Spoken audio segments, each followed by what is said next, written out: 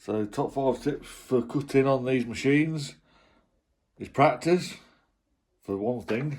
I bought these little blades, they're like 50p each, so use them and practice, and then you ain't going to waste money.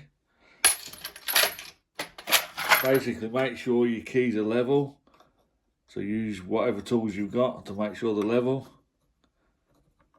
You can also use these, the clamps for keys, and they present the keys better depending on what key it is. They're for Honda.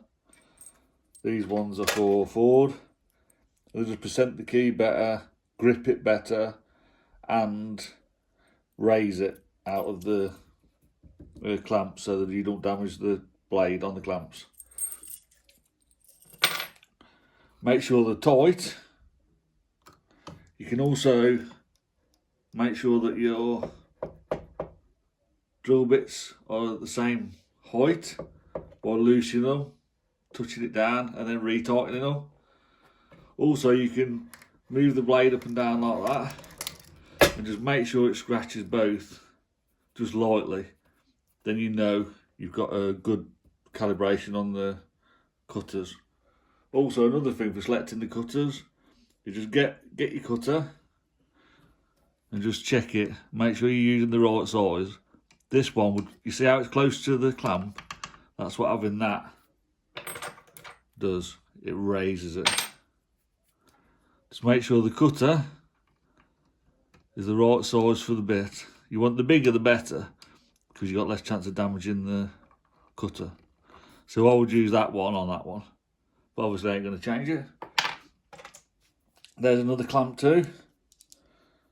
They make these vertical, which is another good point. Make sure you spend a lot of time setting these keys up. Make sure they're in there flush, level, both sides. Use these tools that you give with it to make sure they're exactly aligned. I've also found as well, if you start from the back and pull towards the front, that's better than getting at the front and pushing back, because it seems to push the key back sometimes if it ain't tightened enough. But again, these clamps help with tightening.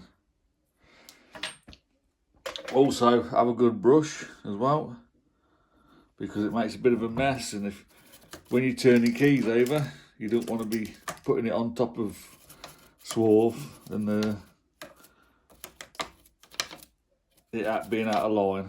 So just keep it all clean, keep it all lubricated, and these are good tools. They're hard to get used to when you first get it. I made a couple of mistakes. That one's a good one. I don't know where the bad ones are, but I've probably chucked them.